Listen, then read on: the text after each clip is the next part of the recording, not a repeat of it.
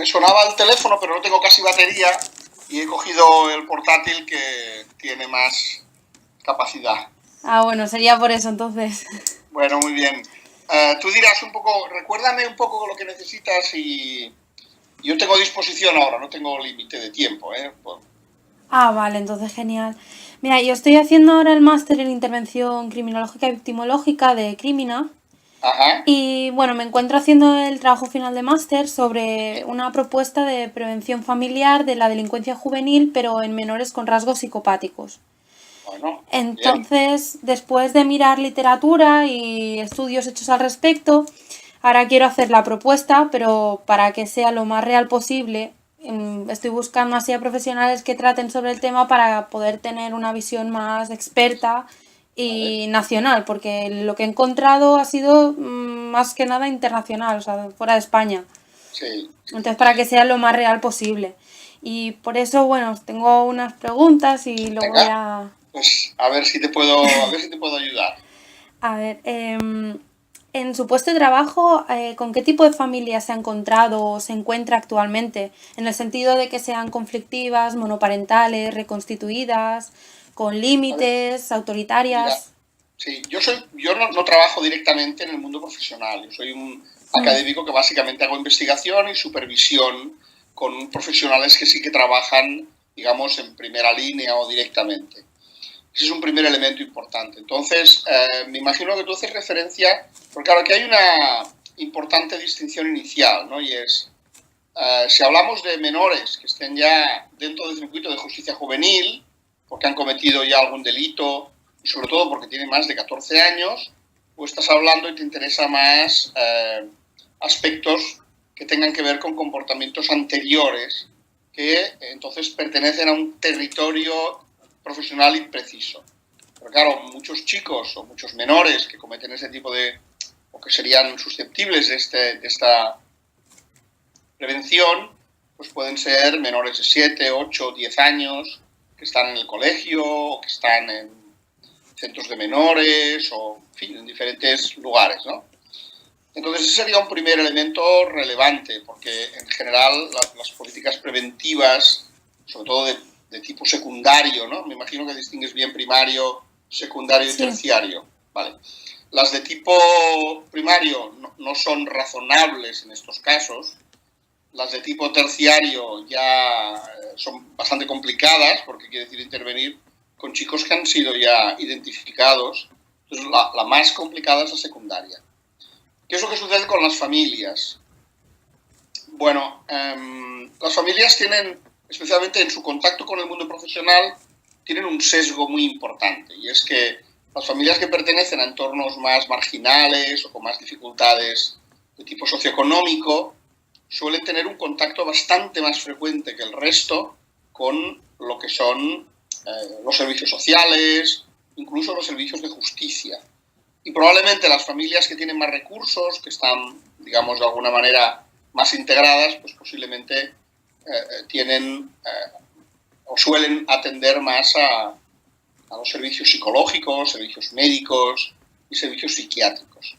Pero diríamos que en general, aunque siempre es verdad que en los grupos con más dificultades, pues siempre hay más problemas de todo tipo, este tipo de cuestiones tan relacionadas con la psicopatía infanto-juvenil tienen una cierta transversalidad. Aunque es verdad que aparecen más en familias monoparentales, familias en general con problemas de todo tipo, ¿eh? vale. Y respecto a si tiene un tipo de disciplina más autoritaria, más democrática o muy de límites, o sea, sin Ya, límites. en general suelen predominar las familias que tienen un estilo educativo negligente y autoritario. Estos son los dos elementos más relevantes porque en un caso, en las negligentes, pues no son capaces ni tan siquiera de detectar el problema, y en el caso autoritario muchas veces tienen parte de responsabilidad en este proceso, digamos, de desvío del desarrollo de estos jóvenes. Vale. Que voy tomando apuntes. Sí, sí. ya hacemos un trabajo doble y lo vas aprovechando. Sí. Vale. ¿Qué necesidades suelen presentar o cree que pueden llegar a presentar estas familias y los menores? A ver, hay que distinguirlo muy bien una de la otra, ¿eh? Porque no podemos hablar de necesidades de familia en relación directa a este tipo de problemas, porque claro, posiblemente, como te decía, las necesidades sean de un espectro muy grande, desde necesidades socioeconómicas, en fin. Si nos centramos más en los chicos, las necesidades fundamentales tienen que ver, sobre todo, con una detección precoz de los problemas y que estos problemas no se vayan acumulando. Que muchas veces estos niños empiezan con problemas que la familia y la escuela pueden tolerar, por ejemplo, la agresión física la mantienen durante un tiempo muy largo comparado con otros chicos, tienen problemas de relaciones con la autoridad, con comportamientos más negativistas, pero que generalmente no suelen ser objeto de atención muy prematuros. Entonces, cuando ya tienen una edad muy avanzada en términos de la intervención, pues preadolescentes, posiblemente ya los padres son difíciles que puedan intervenir. Y entonces hay otros factores como son los iguales o como son los trastornos mentales, el consumo de drogas, que entonces empiezan a ocupar un lugar muy importante en el desarrollo de estos chicos. Vale. Y entonces de las familias, ¿qué sería digamos, como necesidad la dificultad por detectar este tipo de conductas a tiempo? Fundamentalmente, a ver, tiene que haber hay como 3 niveles diferentes, ¿no? Uno sería todo lo que son las necesidades económicas y estructurales, ¿no? Por ejemplo, familias monoparentales o familias donde las madres son muy jóvenes. Luego tendrían un segundo nivel, que es las habilidades educativas, en un sentido amplio, ¿eh? Estamos hablando de familias que sepan regular el comportamiento de sus hijos y atender a sus necesidades básicas. Y después hay un tercero, que ya tiene mucho que ver con familias con graves problemas de maltrato, de consumo de drogas, que la propia familia, digamos, forma parte del ambiente donde el niño se desarrolla. A veces las 3 van juntas, ¿eh? Y aparecen.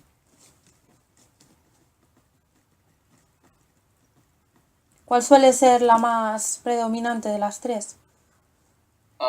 La primera es la que tiene, digamos, una mayor extensión,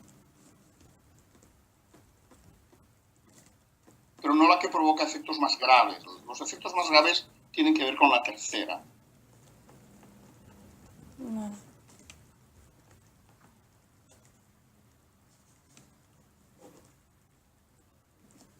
Vale. ¿Y se ha encontrado, conoce a alguien que se haya encontrado con algún caso de un menor con un rasgo psicopático? En caso que así sea, ¿qué características y necesidades presentaba ese menor en concreto y su familia? Bueno, vuelvo a repetir un poco la misma distinción, porque en principio la psicopatía es un patrón de trastorno de personalidad que suele emerger claramente al final de la adolescencia. ¿Qué es lo que pasa con los niños? Pues con los niños se observan algunos rasgos, por ejemplo, la mentira, los comportamientos sexuales muy precoces, la crueldad con los animales, la dureza emocional, que es muy difícil, a no ser que haya un profesional detrás, que identifique estas características. Normalmente lo que sucede es que las familias se quejan de que los hijos no se portan bien.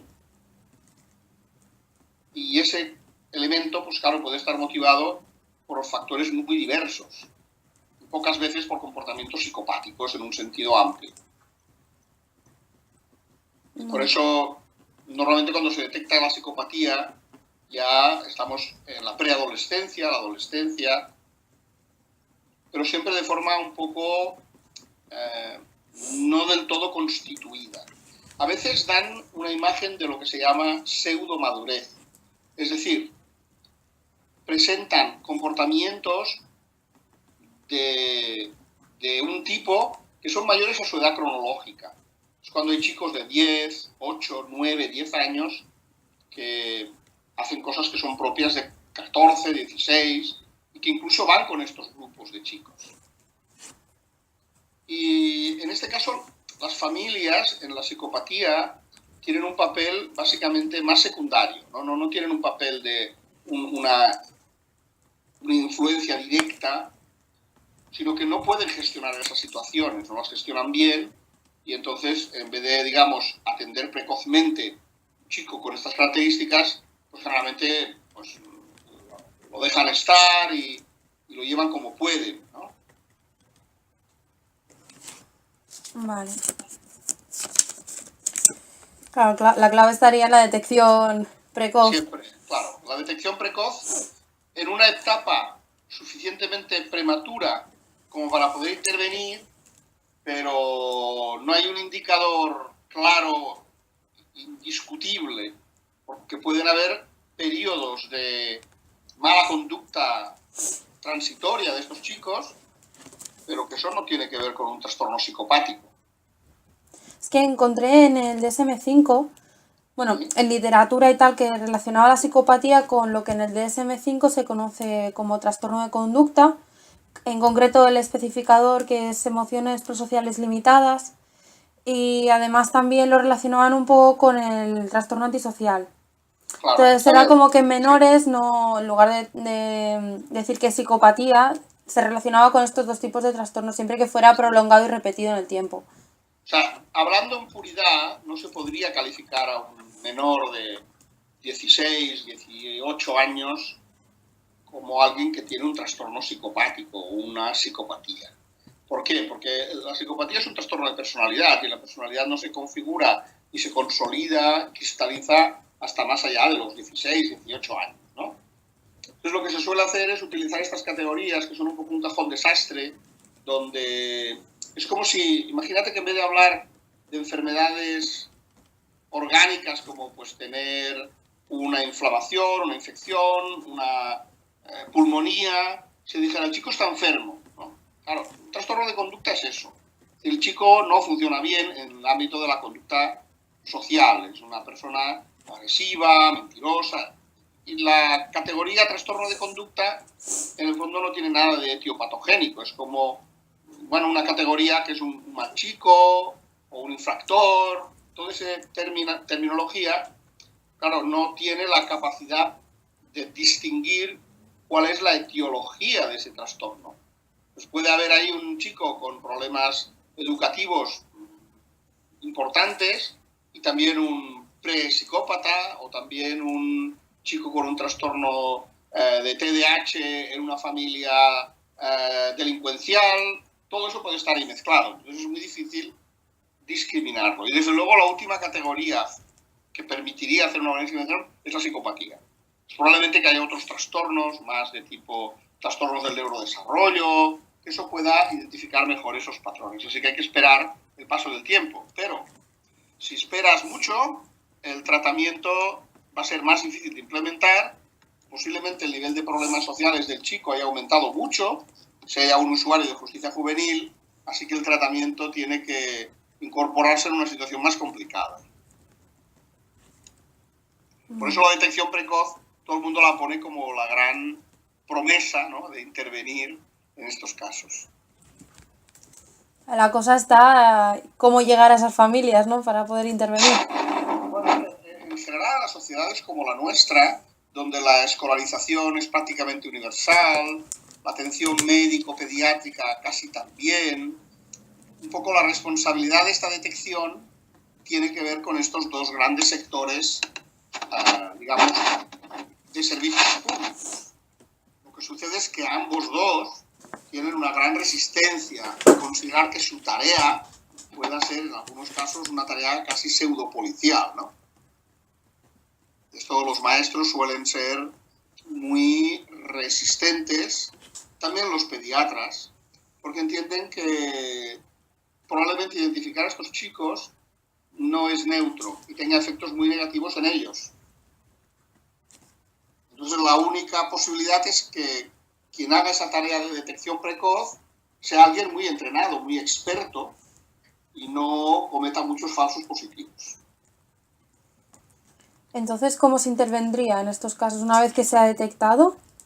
Sobre todo lo que hay que hacer es hacer un análisis individualizado, muy pormenorizado, para identificar las necesidades de estos chicos y en qué contextos se pueden atender. Por ejemplo, muchas veces hay problemas de retirarlos de la familia donde viven o de los amigos con los que frecuentan. Y esto, naturalmente, siempre tiene un límite, que es el límite de los derechos de los niños, de las familias, y sobre todo que muchas veces se hace en clave preventiva, no en clave de que hayan cometido ningún delito, sino que se hace para que no lo hagan en un futuro. Y esto siempre es una línea muy tenue, muy discutible, ¿no? Porque las intervenciones pueden ser muy iatrogénicas, pueden producir otros daños. Porque claro, retirar a un menor de 7, 8 años de su familia de origen y del barrio donde vive, bueno, la pregunta es dónde lo vas a llevar, qué vas a hacer con él. Todas estas cosas son muy complicadas. Generalmente se acaba no interviniendo. De hecho, la prevención secundaria en este campo es prácticamente inexistente.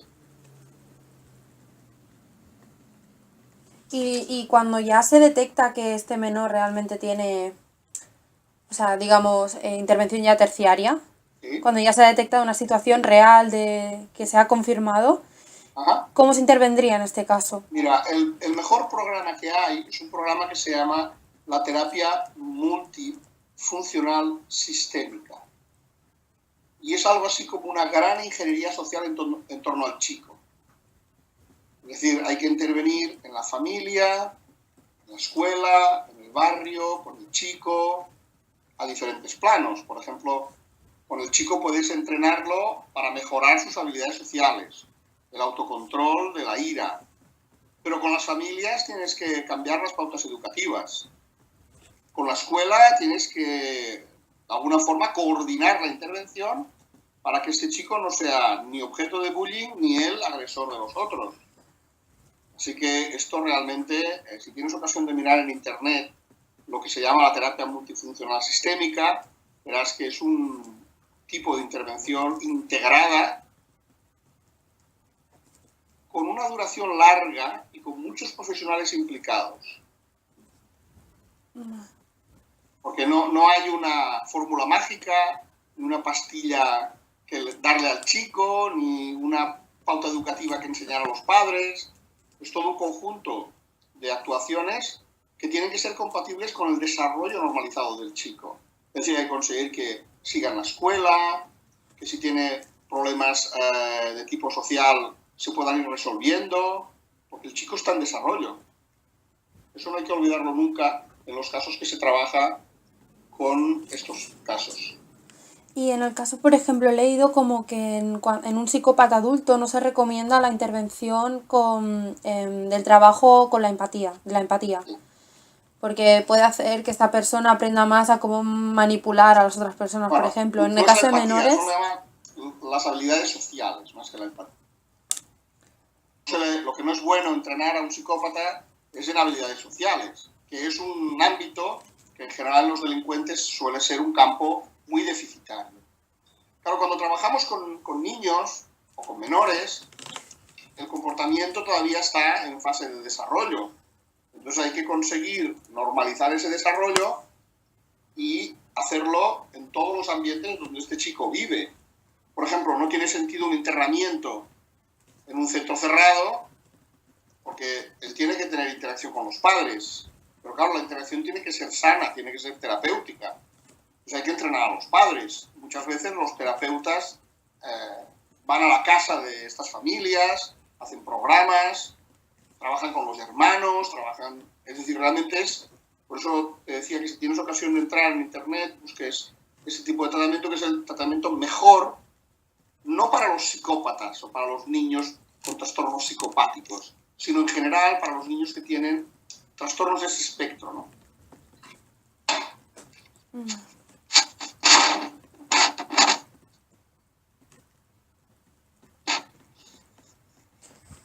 ¿Y hay algún centro o entidad que trabajes con estos menores? Con este tipo de trastorno de conducta, rasgos. Con trastorno de conducta hay muchos centros. Que probablemente no haya tal especificidad. Es decir, en el repertorio de un hospital tú puedes decir, voy a que me traten la diabetes, el reuma, el asma. Eso no existe en este campo. No hay una unidad para niños con trastornos psicopáticos. Suele haber centros que tienen la característica, además se llaman así, centros para atender a chicos con trastornos de conducta. Pero generalmente son menores que han cometido delitos. Por tanto, estamos hablando de más de 14 años. No es frecuente encontrar centros para menores. Lo que sucede con estos chicos es que acaban siendo atendidos por unidades de psiquiatría o de psicología infantil. Y pocas veces están internados en centros de esta naturaleza. Pero hay muchos centros de acogida, porque claro, tú imagínate una familia desestructurada con estos problemas. Igual la custodia, ya hace tiempo que la perdieron, este hijo, y entonces está en un centro de menores que lleva la administración. Claro, si no han cometido ningún delito... Claro, es muy difícil un internamiento, entonces suelen ir a entornos de tipo más ambulatorio, pero es muy difícil porque las familias a su vez no se ocupan de sus hijos, las familias con problemas, digamos, estructurales, ¿no? Tienen bastante con ir sobreviviendo, entonces suelen ser chicos que pasan por una cadena larga de profesionales, porque el colegio los deriva a los psicólogos al colegio, a los psiquiatras, y van haciendo una especie de gran paseo. Y los chicos van cambiando y cuando llegan a tener una cierta autonomía, ellos dejan de ir a todo. Claro, tú puedes llevar a un niño de 7, 8 años, pero uno de 12 o 14, con estas características, ya no lo llevas a ningún sitio. Y la familia lo último que lo va a hacer. Abandona la escuela, están en contextos siempre muy desorganizados.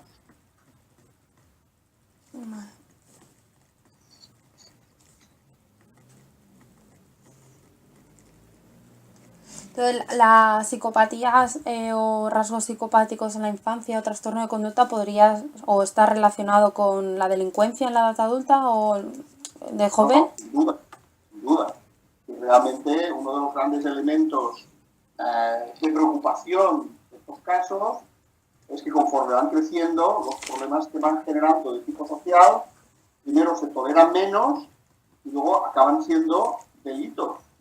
Claro, un chico de 7 o 8 años que roba pues es un problema, pero uno de 14 que roba no es un problema, es un delincuente. Y todo esto ya, precisamente, la característica más indicativa de una psicopatía es el incumplimiento de las normas sociales. Vale. ¿Y qué características de la familia o el entorno podrían favorecer que exista esta delincuencia? Porque una cosa es tener psicopatía, rasgos psicopáticos, que eso no se puede prevenir si es intrínseco del menor, ¿no? Pero claro, la delincuencia juvenil yo creo que sí que se puede prevenir. Entonces, para ello me gustaría saber si hay algunas características de la familia que fomenten este tipo de delincuencia o qué características podrían hacer que no se produjera esta delincuencia. El primer gran factor familiar que tiene una relación directa con la conducta antisocial juvenil es el maltrato. Es decir, uno de los grandes caballos de batalla preventivos es evitar el maltrato físico en las familias de los niños y de los menores. Es muy importante. En un segundo lugar es la negligencia, en el sentido educativo, que suelen ir asociadas. ¿Por qué? Porque la negligencia lo que en alguna forma impone es que las elecciones que hace el chico en su desarrollo madurativo tiendan a desviarse de la norma. Imagínate cuando un chico cambia de la primaria al instituto, al chico se le abre un espectro enorme de posibilidades de elección, de nuevos amigos, de comportamientos cada vez, digamos, más procriminales, consumo de drogas, absentismo, etc. Entonces, una familia negligente que no se ocupa de cuáles son los amigos de sus hijos, pues eso naturalmente tiene una consecuencia muy importante. Pero eso haciendo que en cada momento del desarrollo, cada factor de estos tenga un papel diferente. Por ejemplo, el maltrato a los niños muy precoz, eso es un gran factor de riesgo familiar. Cuando ya tiene más edad, ya no tiene tanta importancia, porque el niño lo puede manejar mejor, aunque sea éticamente reprochable, ¿no? Luego, por ejemplo, el consumo de drogas a una edad muy precoz tiene un componente muy criminógeno. En cambio, a una edad más tardía no lo tiene tanto. Consumir alcohol a los 15, 16 años es un problema, pero no tiene un papel tan destacado en la conducta delictiva de adulto. Pero a los 8 y 10 sí lo tiene. Claro, una familia que no cuida, que no vigila ese tipo de comportamientos en sus hijos, a los 15 años es muy difícil, a los 8 no debería serlo tanto. Ese siempre es un poco el compromiso. El rendimiento escolar, el abandono de la escuela, la mala conducta en la escuela, pues cuando es muy precoz, a veces las familias miran un poco para otro lado, como dicen, bueno, ya se le pasará. Pero muchas veces eso se acrecienta y se agudiza. Vale.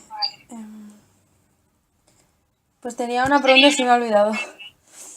¿Una? Tenía una pregunta y se me ha olvidado ahora. Bueno, si te queda alguna así muy urgente, me escribes por correo y yo te la contesto. Sí. Bueno, ya me vendrá. Venga.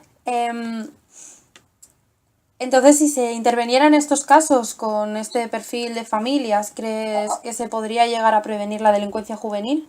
Sí, la parte más grave y la parte más crónica. O sea, la parte menos grave no. Pero bueno, esa no es la que en principio preocupa más. Siempre preocupa, ¿no? ¿Qué quiero decir con eso? Que la conducta delincuente, la conducta juvenil antisocial, ya lo debes saber por los cursos, es muy prevalente. Es decir, pues saltarse el autobús, beber donde no se puede, hacer cosas que son antisociales. Pero eso no es el problema serio de la delincuencia juvenil. El problema serio de la delincuencia juvenil es los robos con violencia, las violaciones, ese tipo de comportamientos, que muchos de ellos tienen su génesis en estos casos. Por tanto, la intervención tiene una finalidad muy específica.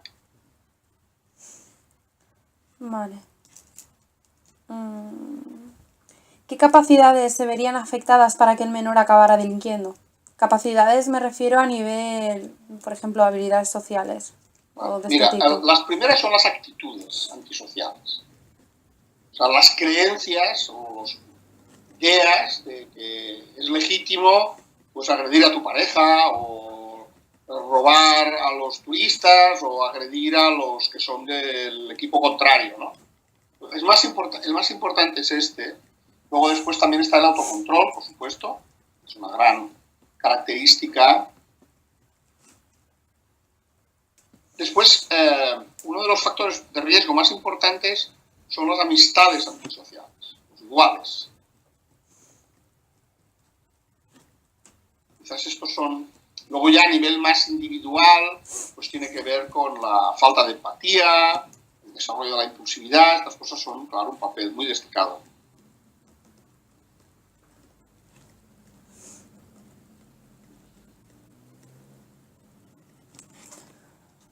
¿El tipo de conductas realizadas de muy pequeño influye en esto? Porque supongo que habrá diferentes grados. Claro. Mira, los comportamientos que en una edad indican determinados rasgos van cambiando con el tiempo. De tal forma que, por ejemplo, la agresión física en niños muy pequeños, eso es bastante común, ¿no? Que los niños un poco más mayores, de 5, 6, 7 años, sigan siendo pegones en un colegio, aquello que se dice, es que este niño pega, ¿no? Claro, en la guardería los niños se pegan mucho, en la primaria un poco menos y en la secundaria cada vez menos, ¿no? Bueno, pues un niño que retrase la desaparición de ese comportamiento es preocupante, porque el proceso de maduración hace que los niños y las niñas sustituyan la agresión física por la agresión verbal. Claro, un niño debería de hacer este cambio. Quien no lo hace, luego después hay comportamientos que son propios de una edad y que se prolongan en el tiempo. Por ejemplo, el negativismo. Son conductas propias de niños de 3 o 2, 3, 4 años que no son propias de uno de 5 o 6. Eso es un poco el elemento. ¿Qué es lo que sucede? Pues que cosas que en los niños toleramos, pues mentir o comportarse de forma más o menos cruel o de forma más o menos insolente, pues llega un momento en que eso es tarde para evitarlo. Entonces ya estamos en un momento de desajuste. Vale. Bueno, y aquí tengo una pregunta más o menos iría en la línea de las anteriores, que es, bueno, ¿qué carencias y o interacciones con el ambiente del menor podrían hacer que éste acabara delinquiendo? Bueno, esto lo hemos dicho. Ya lo hemos comentado, pero Sí. mira, el añadido importante es que muchos de estos chicos, precisamente por la negligencia o por el ambiente familiar donde viven, se exponen a experiencias muy precoces. Por ejemplo, consumir alcohol por parte de un niño de 8 años no solamente tiene que ver el deseo de probar del niño, sino tiene que tener el acceso. En muchas casas que hay bebida, los niños un día puede que lo prueben, pero los padres enseguida toman medidas para que no lo hagan. Pero si los padres están borrachos o los padres no les importa o ni tan siquiera están, pues ¿quién le evita a ese chico que su búsqueda de una experiencia nueva se convierta en un hábito? Este es un elemento muy importante. Por ejemplo, los niños o los menores que cuando cambian de una primaria a la secundaria van a un instituto y se juntan con los niños que son absentistas. Claro, esa interacción es muy potente porque quizás el chico simplemente hace una experiencia, pero los amigos le dicen, bueno, ya eres de los nuestros, ahora vamos a continuar con actividades donde pues vamos a ir a robar o vamos a ir a consumir droga, vamos a probar. Esa interacción es importantísima porque hay una mezcla de la disposición individual, que es donde estaría más radicado el rasgo psicopático, con el aprendizaje social. Porque el chico, por ejemplo, si tú vas al colegio y vas a tus clases y haces tus deberes, tus experiencias personales son muy distintas de que si dejas de ir al colegio y vas pasas por la calle, robas o tiras piedras o te peleas. Todas esas experiencias hacen que el chico vaya sumando una especie de componente de desviación en el cual no sabe si el origen es él o lo que ha aprendido. Es lo que sucede es que hay una fuerte interacción entre ambos. Vale. ¿Hay algún programa de prevención o intervención de la psicopatía centrado en menores? No. Ya no hablo de delincuencia, sino de psicopatía. No. Y en la familia, es decir, porque quizás hay algún elemento de la familia que puede hacer que esta psicopatía o estos rasgos psicopáticos acaben derivando en una psicopatía en la edad adulta, pero más inadaptada socialmente. Para resumirlo de una forma breve, podemos decir que los padres incompetentes, por la razón que sea, para educar a sus hijos, cuando tienen un hijo difícil, que es lo que tú quieres decir un poco, entonces es la combinación excepcional. Excepcional para que acabe... Para que el desarrollo aumente la probabilidad de una psicopatía. Vale.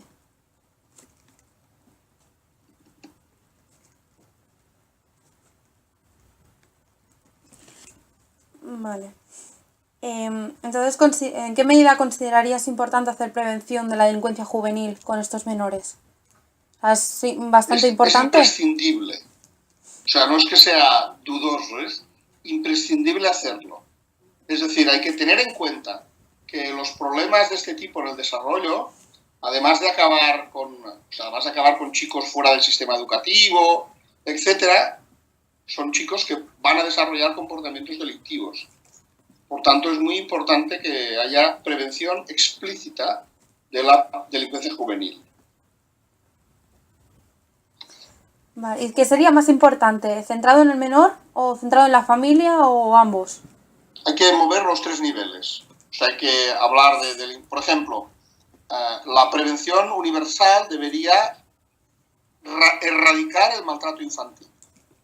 Eso sería un mensaje para todas las familias. Porque, claro, el maltrato infantil se descubre después de que haya pasado. Y es realmente bastante más extenso de lo que parece. Luego, en segundo lugar, la secundaria es detección precoz. Y la terciaria es intervenir con... Vale.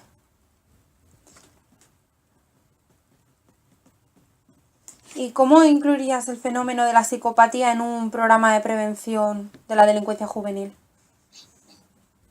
Pues básicamente lo que sería hacer un cribado, un screening, un cribado muy intenso y permanente, especialmente a partir de la preadolescencia. A partir de la preadolescencia. Sí, sí. Porque antes, muy probablemente, pueden haber muchos falsos positivos. La preadolescencia es 9, 10, 8, 12, esa edad. Vale. Pero con esto, ¿qué querrías decir? O sea, intervenir con estos menores. O sea, a partir de la Primero preadolescencia. detectarlos para poder tomar... Claro, las intervenciones tienen que ser adecuadas, porque una intervención puede hacer mucho daño en un niño de 9 años. Pues realmente tiene que haber mucha evidencia de que las cosas están muy determinadas para poder intervenir.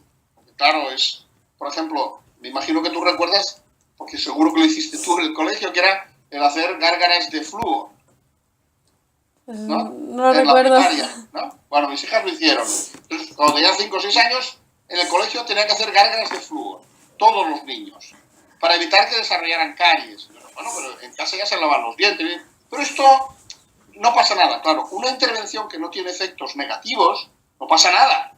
Pero claro, cuando estamos hablando de intervenir, por ejemplo, con retirar la custodia de un niño de 9 años de su familia, claro, las consecuencias pueden ser muy graves. Hay que estar muy seguro de que realmente esa es una intervención imprescindible.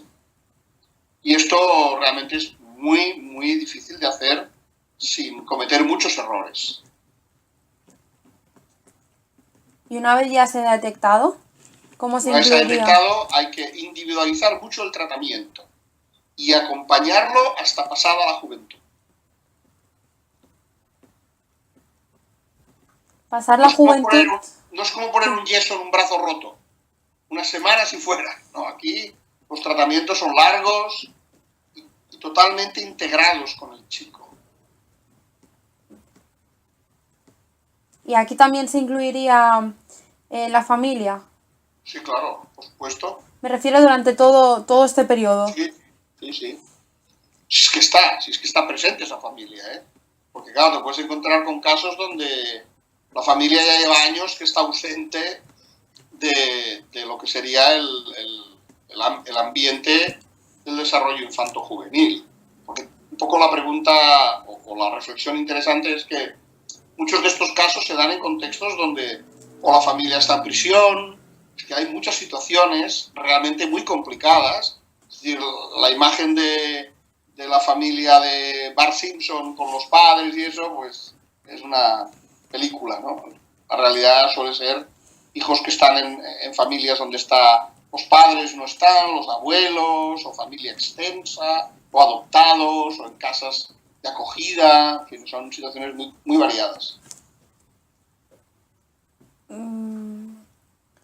Vale. ¿Y qué deberían trabajarse en las sesiones?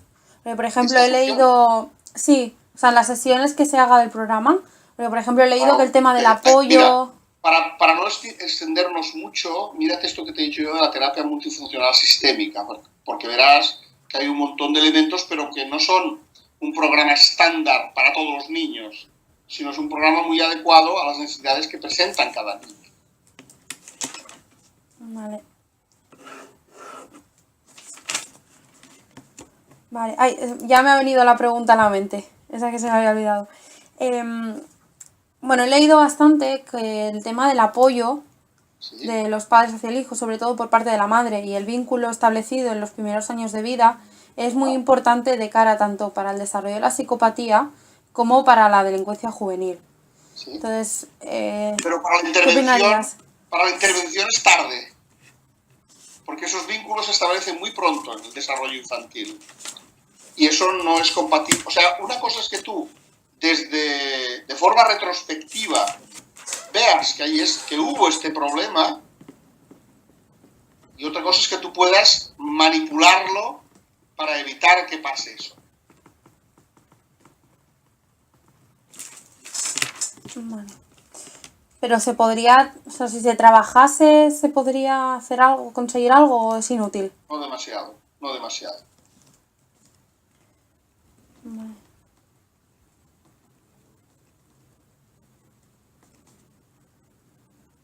Entonces, ¿qué sería? ¿Más trabajar todo el tema de límites, normas? Que los padres quizá conozcan que A ver, es... eso está bien si las necesidades de ese chico son esas. Por eso te digo que hay que hacer muy individualizado la intervención.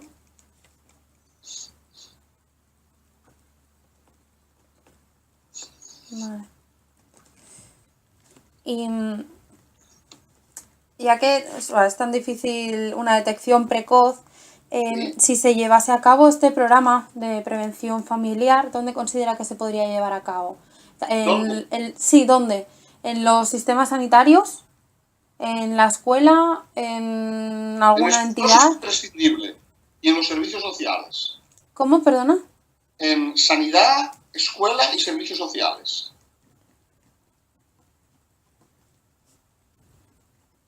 Vale. Al que lo detecte antes, ¿no? Claro, porque estamos hablando de niños que pueden estar entre 6, 7, 10, 12, esa edad. Porque una vez entran en el sistema de justicia juvenil, ya digamos, allí ya hay observadores, expertos, que pueden hacer esa tarea. Vale. Vale, pues de momento creo que ya lo tengo todo más o menos Muy bien. Es un tema muy así. difícil, ¿eh? Es un tema muy difícil, pero bueno, si tienes ocasión de mirar todo lo que corresponde al tratamiento multifamiliar sistémico, ese es el más potente que hay y de alguna manera te dará idea de qué estamos hablando. Son programas donde para un solo chico pueden haber 24 profesionales implicados durante 5 años. Estamos hablando de cosas que son muy costosas en términos económicos. Y en algunos países se aplican de una forma muy sistemática, en otros no tanto, pero da una idea de lo que quiere decir, de lo que estamos hablando. Sí, es un tema un poco cogido con pinzas, casi se podría decir. Al desarrollo, es muy impreciso, pero a su vez es muy trascendente, porque estamos hablando de la posibilidad de que un adulto de 20, 22 años pues tenga unos comportamientos violentos relevantes y que la génesis en cierto modo tenga que ver con ese proceso de desarrollo donde no se intervino adecuadamente. A ver qué sale. Muy bien. Bueno, Muchísimas gracias, de verdad. que vaya muy bien y tengas mucha suerte. Ya me dirás la nota final del trabajo, aunque solo sea por curiosidad. A ver. Primero a ver cómo hago el programa, que lo tengo bastante complicado. Venga, mucha suerte. Gracias. Adiós, adiós. Adiós.